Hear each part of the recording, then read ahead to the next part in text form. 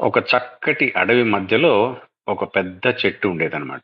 ఆ చెట్టు దగ్గర ఒక కొంగ, కుందేలు, తాబేలు, ఎలుక అనే నలుగురు మిత్రులు ఆనందంగా నివసించేవారు.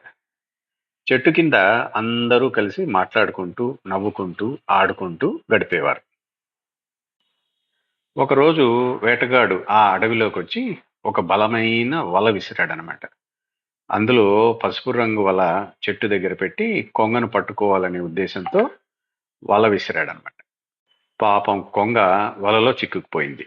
తన ప్రాణాలను కాపాడుకోవాలని ప్రయత్నిస్తుండగా మిగతా మిత్రులు దాన్ని చూసి ఆందోళన చెందారు. ఇప్పుడు ఏం చేద్దాం అని అందరూ కలిసి ఆలోచనలో పడిపోయారనమాట.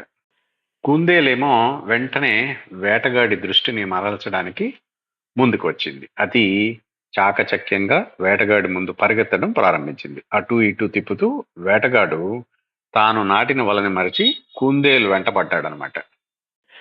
పిల్లలు, ఈ కథ ఫుల్ వీడియోని మన ఛానల్లో చూడండి.